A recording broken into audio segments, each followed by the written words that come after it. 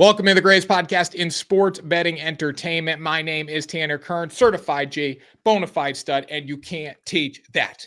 In this right here, this is G Money Grant Mitchell. We are here breaking down NFL playoffs, college football national championship, and you can't teach that. Bada boom. Man, the people in the room. G Money Grant Mitchell, how you doing? I'm doing very good, Tanner. Obviously, got to be doing well. TGIF. Thank God it's Friday. Weekend's here. Big weekend ahead. I am very excited. I will let you know right now. I have told all of my friends if the Commanders win this game, prepare to meet me at the bars in DC. I'm going out. I'm going to experience what the city feels like. I don't care that the game's ending at 11. I'll leave the house at 11. I'll get changed and I'll go out. Not saying it's going to happen, but if it does, I just got to experience it because it's something that we haven't experienced in DC in 20 years. The Commanders have 0.00001% chance to win this game, Grant. That's it. But I don't hope actually, because I want to see the Lions win, but they have a less than a 1% chance of winning this football game. I'm looking at the I just figured I'd pull up a calculator to see what the actual implied chance is. So Commanders 390 on the money line. That's an implied chance of 20%. And then if we put the Lions in at minus 500, they're at 83%. So if we're going no vig there, then Commanders probably got like an 18% chance is what they're saying. So realistically, Grant, I don't want to bring you down because that's not what I'm here to do. But keep it real. Keep it real. If Baker Mayfield and the Buccaneers don't fumble the ball last week, as good as you guys played, you guys were awesome. Jaden Daniels was fantastic. He converted every third down, every fourth down. But if Baker Mayfield just doesn't fumble that ball, there's a really good chance you guys didn't win last week. Crazy. That's your guy, Tanner. That's your guy. I know it's my guy, and he shouldn't have fumbled the ball. It was a bad decision, and they would have been out the gate. I think they get that first down pretty easily. But if they just don't fumble the ball there, and I'm not sitting back and looking at the game like bittersweet or anything. I'm just telling you, Grant. If one play made a difference last week, I'll tell you what, Dan Campbell and the Jared Goff, that's a different beast than Buccaneers and Todd Bowles and Baker Mayfield. I don't know. I saw Jared Goff throw 5 interceptions in one game. Well, I mean, they can just hand it to Jahmyr Gibbs. And David Montgomery's. What happened to David Montgomery? How did he get healthy? It was missed the whole season, and then the knee's back, and now he's going to play and be full to go. So I thought he tore his MCL. I guess maybe it was a sprain. I don't know. He was supposed to miss the rest of the season, and then like a couple weeks ago, it's like, all right, he'll be back for the divisional round. Like what? Honestly, I mean, we're kind of jumping ahead here, and we'll dive more into this game in a second. But I'm honestly a little bit relieved he's playing. If Jahmyr Gibbs, Jahmyr Gibbs isn't necessarily going to soften up the defense the way Montgomery would, but he's the home run hitter. So if he's going to get less touches, I'll take that. Especially if your quote unquote bruising running back is coming off of an injury. How much of a wrecking ball is he actually going to be? I think it actually helps the Commanders that Montgomery is playing. Yeah, he probably won't play that much, but at least he'll be dressed. He'll get the boys going. I have another quick discussion point before we plug WSN, the best site of sports betting you'll ever find, sports betting content, I should say. But when you look at the Super Bowl matchup this year, would you rather see Chiefs versus Lions or Bills versus Lions? Because I was talking to somebody yesterday and they were like, Bills versus Lions would be cool. And I'm like, would it? Because then we have two baby faces in the Super Bowl. And I think we need like the big bad Chiefs against the sweetheart Lions to make it more interesting. I see what you're saying, actually. Well, let's rank the teams in terms of how exciting they are.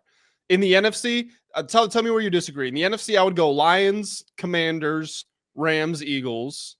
Lions, Commanders, Rams, Eagles. See, the Commanders and Rams don't excite me as much as the Lions and Eagles because I know the Commanders and Rams aren't Super Bowl ready. Okay. I see what you're saying. Yeah. Like I go off teams that can win the Super Bowl. Yeah. Like I think Lions versus Commanders is a really good matchup. Like it's going to be fun to watch. But like I can't like rank them excitement wise because in my head I think like Super Bowl contender. Yeah, so if the Rams or the Commanders play the Chiefs, like you're saying it's not even worth discussing. We know what's going to happen. Yeah, so then I look at the AFC there, and I will say the Chiefs are the most exciting team to watch in the AFC, not because their playing style, but because every week we get to see if someone can knock them off. So like assuming they win this week, a lot of people, well, Ravens Bills should be the AFC championship game. Well, should it be? Because I would much rather see Ravens Bills in the divisional round, and then one of those teams gets to go to Arrowhead and try to knock off the Chiefs. I think that's the most exciting format we could ever come up with, is somebody going to Arrowhead to try to beat the Chiefs. I can see where you're coming from with that. The Chiefs, the difference is the Chiefs don't play a very exciting style, not anymore, at least. When Tyreek Hill was there and Travis Kelce was, 5-6 years younger, they did. But right now, the style isn't exciting. But what you're saying, I guess, in the case of David Goliath, they are Goliath. So even Lamar Jackson, who's won 2 MVPs, even Josh Allen, who universally recognized as top 3 player in the league, they're still David in that situation, because we've never seen the Chiefs lose before the AFC championship games. I get what you're saying, actually. Yeah, and there's only 2 quarterbacks that have beaten Mahomes, and that's Brady and Burrow. So, we have the storyline, all next week, if the Bills are to win on Sunday, it's going to be Josh can't beat Pat. Josh can't beat Pat. Lamar doesn't show up against Pat. There's so many good storylines there, rather than people, I don't want to see the Chiefs in the big game. I want to see the Chiefs in the Super Bowl or the AFC championship game, because you want to see no better matchup would be than Dan Campbell's Lions trying to take down the authority in the NFL. It's kind of like the WrestleMania storyline. It just, they keep losing year after year, and now they're finally there and they're finally going to win the belt. So I think that could be really cool. Or the Chiefs get their 3-peat, Taylor and Travis get engaged. He retires, and then the dynasty's over with the 3-peat. I could see that playing out as well. I think what you just had, the combat sport analogy, is the best one. In the UFC, in boxing, you've got the champion, and it's the top challenger has to take them on, and that's what they fight for. And if you're the 8th ranked guy in your weight class, well, then you're probably going to play the guy who's 7th or 6th. You're going to move up the ladder until you get to that's what the Lions are doing in this case. And I guess if the Eagles get there, you can still make the Eagles were there 2 years ago. It's a rematch of the Super Bowl we got 2 years ago. Eagles have won however many straight games. It would be the same sort of situation. With that being said, I think if the Chiefs get to the Super Bowl, it's going to be hard to see them get knocked off, because they just know how to win. But we'll see. Here's the thing. I'm not saying they will lose to the Texans. I'm not saying that. I just think that just because they haven't lost in the divisional round doesn't mean it's never going to happen. No. We're discussing this as if it's over. There's no chance they lose. And honestly, we're discussing whether they play Lamar Jackson, whether they play Josh Allen. Chiefs are going to win pretty much no matter what. I wouldn't say that. I'm not saying that at all. I think the Chiefs are significantly overmatched by the Ravens and the Bills. Significantly. This weekend, I can't say that. But in the AFC Championship game, they're going to be a 1-point favorite. So I want to go back to the New England Patriots, because Patrick Mahomes. Plug WSN, Grant. We got to plug WSN. We got to. You want to do it? All right, let's do it. Because we're getting carried away here. WSN people, you got to check it out. Grant, tell them why they need to check out WSN. Yeah, guys, look, you've got the NFL playoffs right now. You've got the College Football National Championship, which we will be talking about on this show as well. We have been pretty money with the picks, so make sure you stick around for that. Whether you like betting on those, you like betting on the NBA, NHL, soccer, it literally does not matter. WSN.com, home of the World Sports Network. Myself, Tanner, a team of experts. We are analyzing games. We're sharing betting picks that'll help you win some money. We got sportsbook promo codes to get you more opportunities as a sports bettor. Literally everything related to sports betting, you will find it at WSN.com. So go check it out. Yeah, check out WSN.com, guys. All that's linked in the description below. All right, Grant, go back to the Patriots dynasty. Yeah. They ever lose? They never lost in the divisional round, really, did they? A couple times? Well, so the reason I'm bringing this up is Patrick Mahomes' only comparison right now is Tom Brady. And we've talked about this before. I don't think Mahomes has passed Brady yet, but I think it's undeniable he's off to a better start than Brady is, because team-wise, they've done the same thing, and individual-wise, Mahomes has been better. So the Patriots win the Super Bowl in 2001. They don't make the playoffs in 2002. I forget what happens there, but they win the Super Bowl in 2003, win the Super Bowl in 2004. So there are 3 Super Bowls right at the start there. The next year, 2005, they lose in the divisional round. 2006, they lose in the conference championship. 2007, they lose in the Super Bowl. 2008, I think, might be the year Brady tears his ACL, and that's the Matt Castle year. 2009, they lose in the wild card. 2010, they lose in the divisional round. So we're so used to this greatness with Mahomes and the Chiefs, and we should be. but it's a case of we have a smaller sample size, so all we know is what we know. It's like you know what, Tanner? It's like Tupac and Biggie. Like Tupac and Biggie both died in their early 20s. They put out a couple albums. They go down as legends because whatever they put out was the best ever. If Tupac and Biggie lived to be in their 40s and 50s, they probably would have put out some albums that weren't so great. And maybe we don't look at them as like potentially the best rapper ever. That's the same thing I'm getting at here. Mahomes through 6 years has been sensational, but when we get to 10 or 11 years, he's going to mess up. It's inevitable. Now it's just kind of like, when is that going to happen? So I will make the case too that quarterbacks were better in Brady's day. Like when you only got to worry about two other quarterbacks, I'm not saying CJ Stroud's not going to get there, but right now he's not necessarily there. Like you look at the lineup of quarterbacks that Brady had to go against versus what Mahomes is going against. There's legitimately three quarterbacks right now. I put Burrow in there, but they're not in it. So I think that plays a factor. Number two, I think this Chiefs dynasty right now is closer to the Patriots' early years. I think they're going to struggle moving forward. Like I think when Kelsey goes, who knows how long Andy Reid's going to coach for. Like there is going to be a change of power with the Chiefs, and it might take them a little while to get back on top. But overall, this team just knows how to win football games.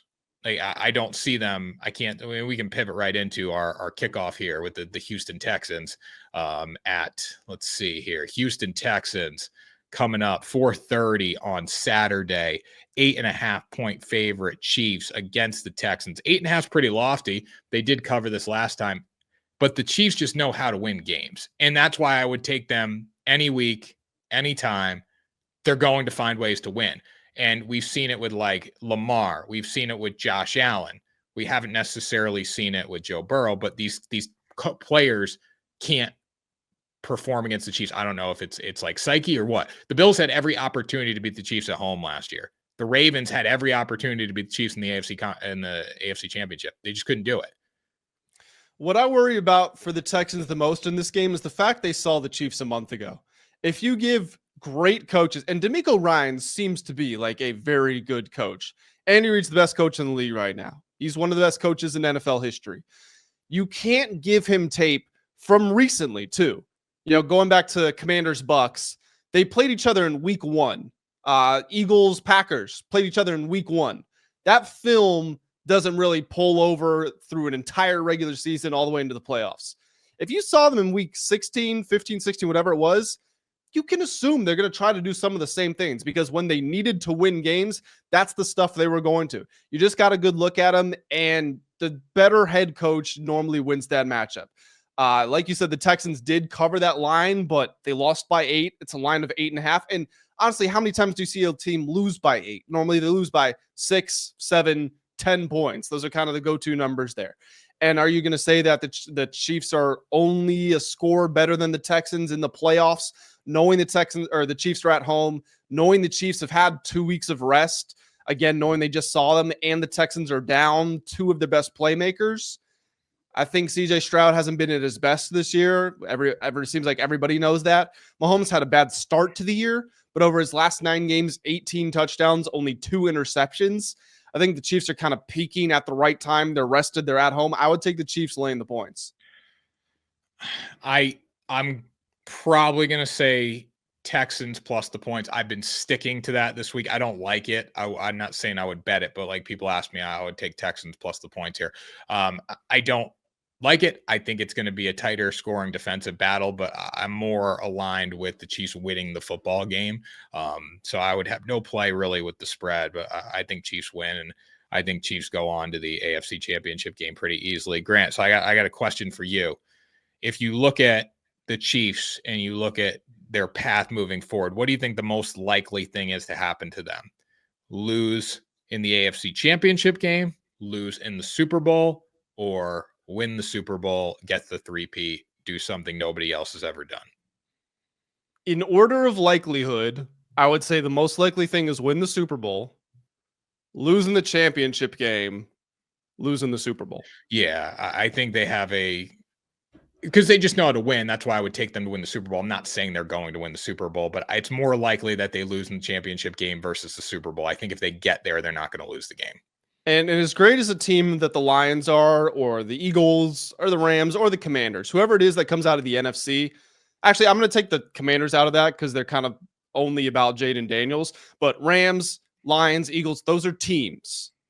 You need a guy. You need a Josh Allen. You need a Lamar Jackson to go take the game from Patrick Mahomes. Matthew Stafford is awesome. I love Matthew Stafford. I don't see him doing it against Patrick Mahomes in the Super Bowl. I don't see Jared Goff doing it. I don't see Jalen Hurts or Saquon Barkley doing it.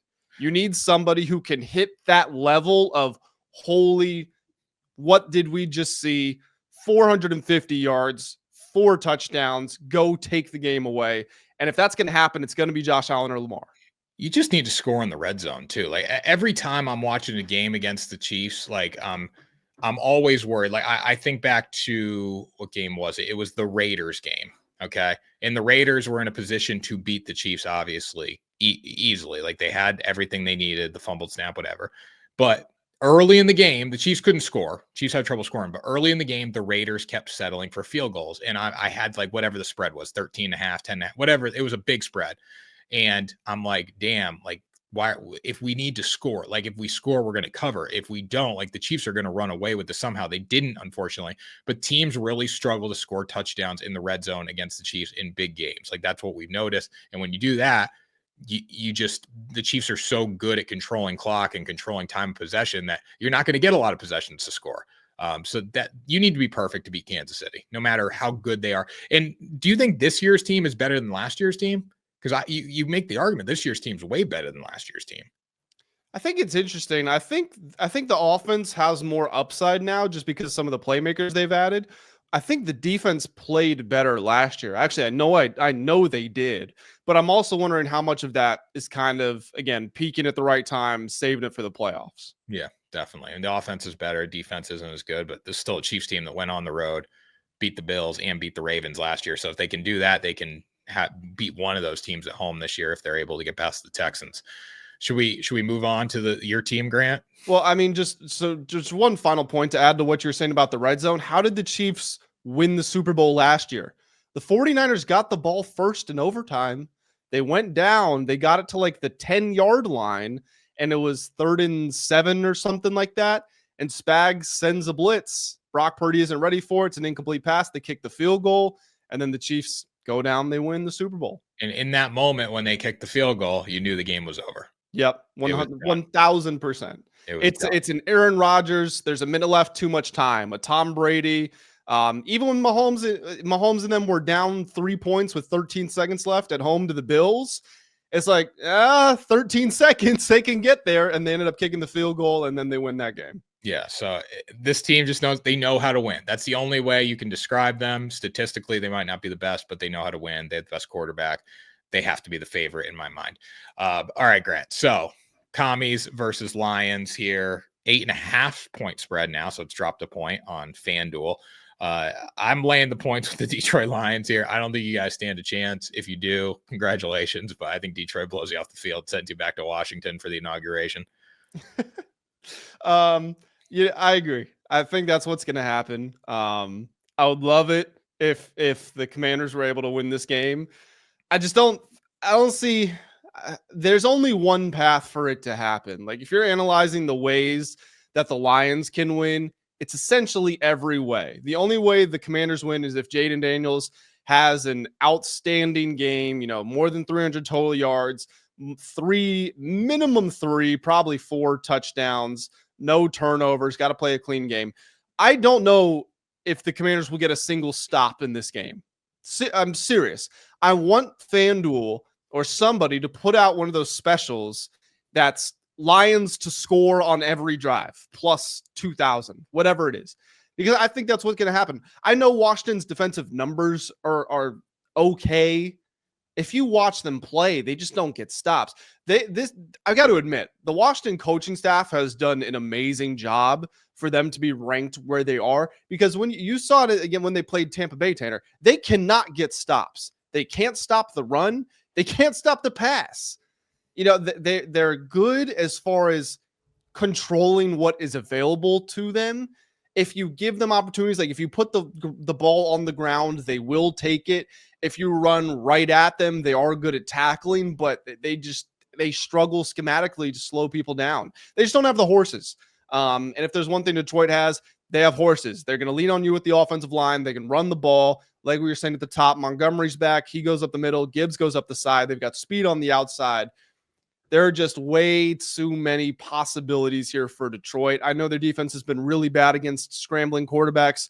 Dan Campbell made a good point that said, find me the team that hasn't been. I'd take the Lions and I'd lay the points. Yeah, Jaden Daniels needs to have the game of his life, and then the Lions have to play probably one of the worst games they've played all season. Jared Goff has to turn the ball over. Yeah.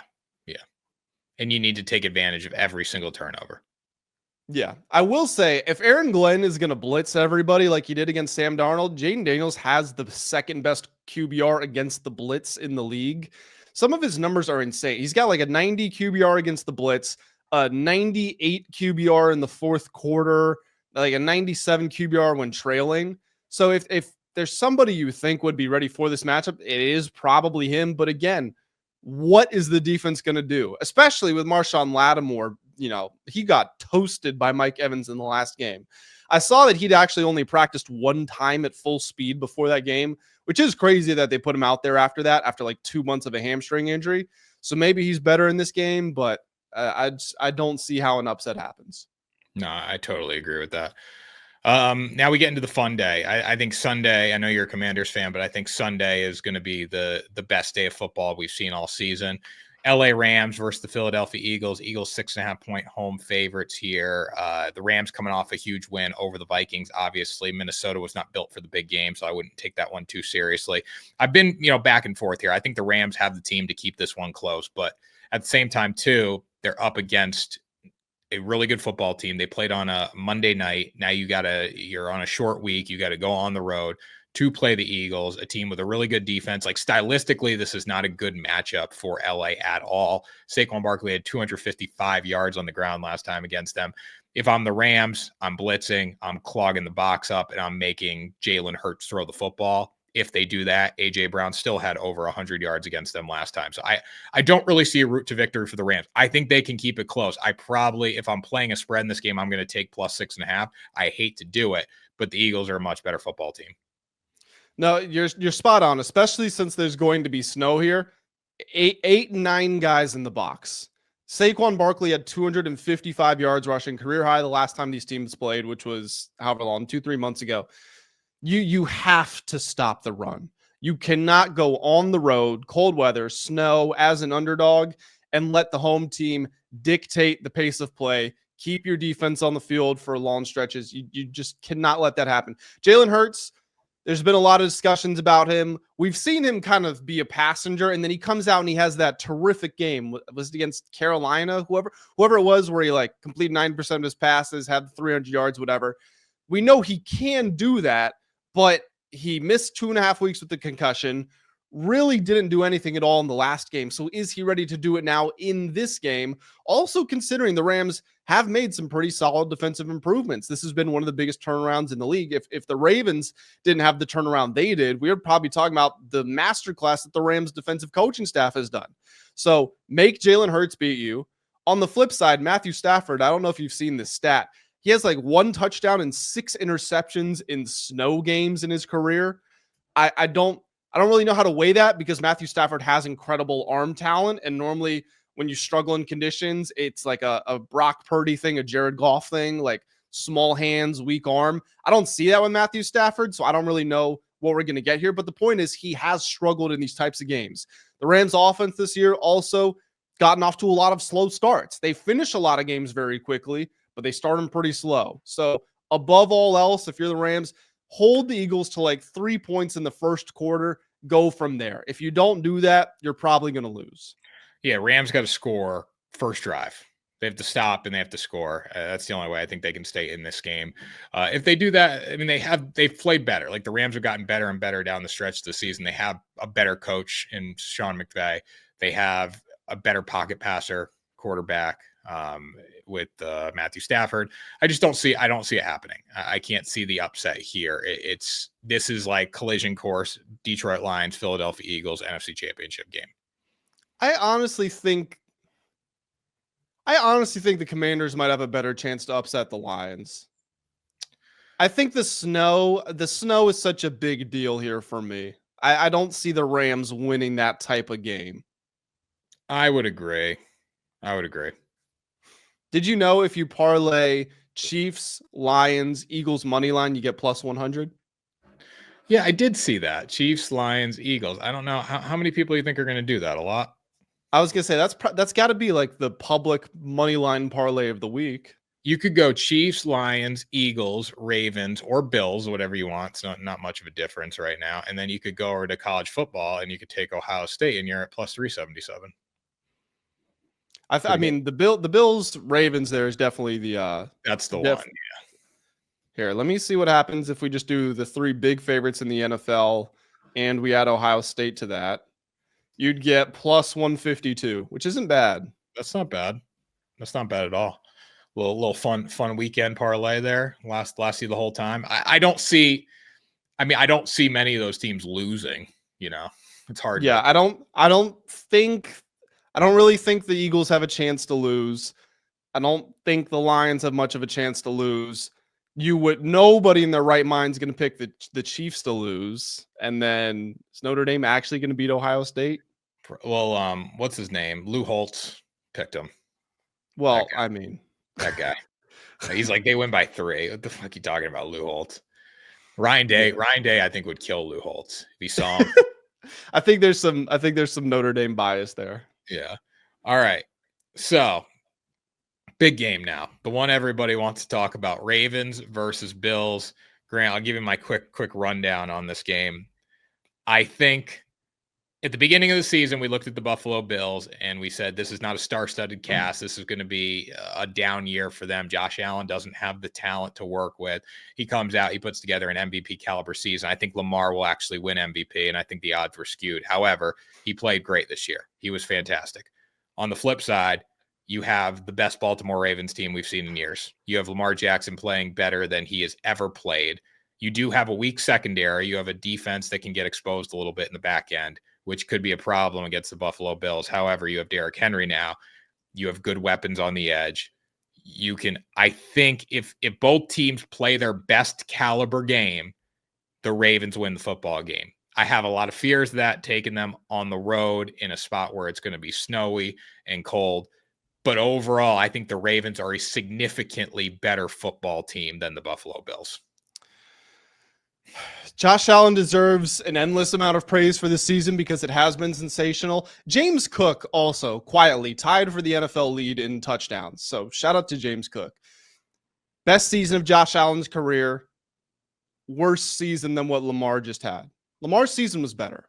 I mean, seriously, if the Ravens had gone like 14-3, we would probably be saying Lamar just played the best season in NFL history.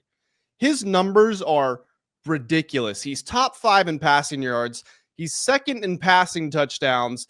He only had 4 interceptions. All 4 of them were off of drops. They were not his fault. He ran for 900 yards. He averaged 6 yards per carry, completed a career high in completion percentage. He led the NFL in QBR. What he is doing week in, week out is remarkable. And if we do want to flip this to the defense, like I said earlier, Baltimore's turnaround has been spectacular. If you look at week 10 and on, the Ravens are 3rd in the league in EPA per play on defense. Number 1, no surprise, of the Eagles. The Texans are 2. The Ravens are right there at 3. You got the Bills down at 11, which isn't bad, but they're not playing at a better level than what the Ravens are right now. And if you're going to give me this nonsense about how it's a home field advantage for the Bills and there might be snow, it's going to be cold, Lamar walks out to every game looking like he's ready for a ski trip or an Arctic expedition. You know, he's used to dealing with the cold. It gets cold down there in Baltimore. It was like 20, 30 degrees against the Steelers last week, and he was sensational. The only reason you should have some concern here is that Lamar has struggled in the playoffs, but the fact he was able to beat the Steelers in the regular season, and then he actually beat them again in the playoffs. And of course, that was obviously a playoff game, played really well. Derrick Henry ran for 186 yards in that game. Baltimore has more offensive firepower. Their defense is playing better right now. I like the Ravens. Yeah, I think the Ravens are a significantly better team. I think Buffalo can win the game. Like, there's no doubt about it. But I think when you're looking at just caliber of talent in a cold weather game where you can hand the ball to Derrick Henry, I don't think it. I think the Ravens could win this game by upwards of 2 scores. I really do. They beat, was it 35-10 or 38-10? The Ravens beat the Bills earlier this year. Was that in Buffalo? I think it was. Yeah, I think it was. Let me see here. I got it. Yeah, it was. No, it was in Baltimore, and it was 35-10. Still, though, I mean, that was a bad game for Buffalo. It was like they were on top of the world kind of coming into that one, and they got beat. I think Baltimore is the better team, though. So that's where Derrick Henry started. He started the game with an 87-yard touchdown. Yeah. And I had Buffalo plus, in a teaser that night, and they screwed me. So I'll take the Ravens. Yeah, I like the Ravens as well. Like you said, Buffalo can win. Not trying to discredit them, but I think Baltimore's a better bet. Yeah, definitely. So if you go with the money line parlay and you add in Baltimore, you're getting +5 +377 right now for all those. Chiefs, Lions, Eagles, Ohio State, Ravens. That seems like a lot. Yeah, I would never want to parlay 5 favorites in only 5 games. Not like you have a 16-game schedule and you pick your 5 favorites. Like, you're taking the money line favorite in all the games. You would imagine an upset's going to happen somewhere, but looking at it, I don't see where it would happen. I guess the obvious answer is the Bills, but that game's basically a pick 'em. So is that really an upset? No, I'd probably rather, instead of worrying about college football, because college football sucks, I would take Chiefs, Lions, Eagles, -101. Yeah, I think that's the play. Chiefs, Lions, Eagles. I don't want to worry about Notre Dame, Ohio State on a Monday night when it just, you look at this game. We're going to talk about it right now, honestly, but college football is sloppy. You don't know. I don't think Notre Dame stands a chance in the game, but if they won the game, I would say it's college football and anyone can win. That money line parlay from last week, the public one that everybody was on, that cashed too. The one with Ravens, Bills, Eagles. Yeah. So I think the money line parlays, I mean, we don't see upsets don't necessarily happen a lot because in the end of the day, the better teams usually win the games. That's the case in every sport. Better teams usually win. I could say baseball, hockey, maybe not, but we look at last year, the Chiefs won the Super Bowl. They had Patrick Mahomes. Dodgers won the World Series. Celtics won the NBA Finals. The better teams tend to win these games. Yeah, I agree. All right, so Grant, let's talk national championship now. I want to start it off. I just pulled up FanDuel's betting splits. 51% of bets on Ohio State, 50% of money. So it's almost right down the middle. On the spread. Yes, on the spread. Yeah. I think my favorite bet in this game, Notre Dame did not score a touchdown for +500. Interesting. I didn't even know they had that. I think that's a good bet. I don't see a world, and we're talking about this before the show. Texas is better than Notre Dame. If someone even tries to make the case that Notre Dame is better than Texas, I don't know what legs you have to stand on. Texas has a really good defense. Their defense did everything they could to beat Ohio State last time. And, you can look at the second quarter and say, well, they were getting lit up through the air a little bit. They were, but they were making sure to not get beat down the field by Jeremiah Smith. And they accomplished that goal. He had 3 yards in the game. So that was really the reason that they were getting lit up. And they settled in. Now, Notre Dame's defense has to do what Texas did last week on defense. And again, force turnovers. They did their job. They have to do that and then some this week. And then Notre Dame has to outperform Texas on offense. And Quinn Ewers, say what you want about Quinn Ewers, he's a better quarterback than Riley Leonard. He's not as mobile, but he can throw the ball. And to beat Ohio State, you have to throw the ball. So I don't see a world where Notre Dame covers in this game. Yeah, so this is the thing with people who I actually know a lot of guys who are taking Notre Dame on the spread. Some of them think they have a shot at winning, not that they're picking, but they're saying it's still a possibility. I think when you say that, you're only thinking about Notre Dame's defense. And I'll walk with you here. Not you, the Notre Dame you. If we're going to say Notre Dame does some of the things that Michigan did, that Nebraska did, that Texas did, that frustrated the Ohio State offense, play physical up front, take defenders out of the box, force Ohio State to run the ball into the strength of your defense. I'm with you. I can see how that happens. Notre Dame allowed the lowest completion percentage in the country. They're second in turnover margin, and they actually just beat Penn State while losing the turnover margin. So I'm with you. I see all of that. How on earth is Notre Dame going to score enough points? Are we forgetting? I think because Ohio State has Jeremiah Smith and Emeka Buka and Carnell Tate and Travion Henderson and Quinshon Judkins, I think we just forget their defense is ridiculous. They can stop the run. They were the best goal line defense in America. They're one of the best third down teams in America. And if you want to throw on them, good luck. They've got ridiculous speed and they can get off after the passer. This Notre Dame offense is predicated about controlling the clock and not really having much of a passing game at all. So if everything's going to be short underneath and you're going to let Ohio State's linebackers and safeties use their speed, think about Caleb Downs coming downhill. You are inviting that. That's not the type of matchup you want to create, but you can't play around it because Riley Leonard doesn't have the ability to throw the ball. I'm looking at Notre Dame's team total here of 18.5. I don't know if they'll score more than 10 points. I would say comfortably, I don't see them scoring more than 14. So I like Ohio State on the spread in this one. Don't get me wrong, but my favorite bet is actually Notre Dame under 18.5. That's 3 scores. And if they're going to get over, that's 3 touchdowns, unless it's 4 or 5 and they've got multiple field goals in there. I do not see that happening. No, I love that too. I love that play because like Texas scored 14. Texas was in a position to score 21. They probably lose 24-21 if they do score there. Ultimately, I think Ohio State puts together a drive or wins in overtime. But like Texas played as good of a game offensively as you're probably going to play against Ohio State. And Texas has a good offense. It's not a great offense, but it's a better offense than Notre Dame. They have better chances to score more points against Ohio State than Notre Dame. And they scored 14 with the max being 21. I can't see Notre Dame doing much more, especially like we saw it with Penn State. Penn State loaded up the box and they knew what Notre Dame was doing. Now, Penn State's problem came in their inability to score.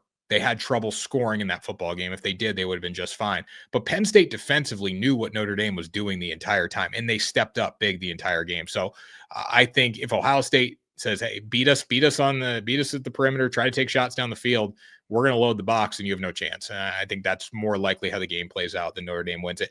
There are people picking Notre Dame. I don't know in what world you could pick Notre Dame in this game.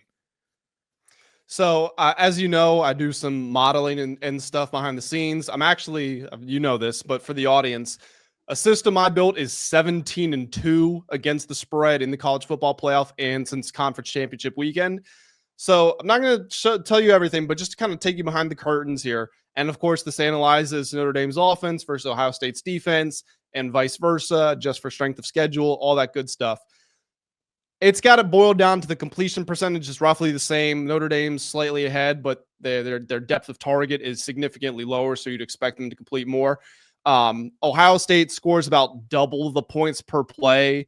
If you look at yards per point, Ohio State's at 13, Notre Dame's at 21, so Ohio State's much more efficient. Ohio State's got the EPA advantage. Notre Dame, according to this, is expected to get about 28% completion rate on third down. Ohio State's up at 44%, and the turnover margin is only slightly in favor of Notre Dame. Kind of like what we were saying with Commanders Lions. Notre Dame's got to get 2 or 3 interceptions to even have a chance. They might still lose if that happens. Yeah, I don't see them. I don't see them in this game one bit. I really don't. I can't see it. If they do, yeah, I tip my cap to Notre Dame. But Ohio State has every opportunity to go out and win the national championship. It's their game to lose. Yeah, and Notre Dame's advantage, again, as far as defense, making them play into your strengths, Ohio State has the exact same thing. The difference is Ohio State probably has the most talented offense in the country. I just look at Texas gave Ohio State everything they could handle last week. Everything. And they handled it. Like Notre Dame is not as good as Texas. Notre Dame cannot put together a better performance in Texas, offensively or defensively, than what they did last week. I mean, realistically, Ohio State, take away the 75-yard touchdown, they scored 21 points. That's a great, and take away the defensive touchdown. They scored 14 points. Like from a like a realistic drive standpoint, they had 14 points. Can Notre Dame hold them to 14 points? I don't know. I don't think so. Yeah, I don't think they can either. And the sports books don't either, because at that point, we're talking about a game with a total of 24 points. The projected total here is 46.5. Like I said, Notre Dame's team total is 18.5. Ohio State's is 27.5. Yeah. No, if you let Ohio State score 28 points, if you're Notre Dame, you literally have no hope. It's not happening. And if Notre Dame goes down by 14, they have no chance to come back. They could against Penn State. That's totally different against Ohio State. And you're probably going to get some really good in-game numbers here too. So keep that in mind. Like, Notre Dame, when Penn State was up, was it 10-0 or 4? I think it was 14-0. It was 10-0. 10-0. You were getting, I think at one point, like 8.5 for a live line. You were getting like plus 500 on the money line there, going to the locker room. Like bookmakers did not believe Notre Dame's offense could put drives together last week. And, unfortunately for Penn State, they had the trip on the pass play, which allowed Notre Dame to go right down the field. They didn't make the plays needed to win, but that game, when you look at it and the hypothetical world, like Penn State was closer to winning that game than they were to losing if they just make smart decisions with the ball. So I think Ohio State will make those smart decisions and blow out Notre Dame. Yeah, and I don't want this to sound like we're trying to bash Notre Dame. You didn't. You had Penn State. I picked Notre Dame in the semifinal. I don't come into these games with bias. I treat every matchup as a new one. I thought Notre Dame had a good chance last week. I don't see how it's possible this week. No, it's not bias. Like I thought Penn State was the better team, and unfortunately they weren't the better team. But they played better than a lot of people expected a James Franklin coach team to play. Yeah. And then Ohio State's beaten everybody. And Texas is better than Notre Dame. So if Texas played Ohio State the toughest possible matchup and Ohio State still wins it, I can't see Notre Dame doing that.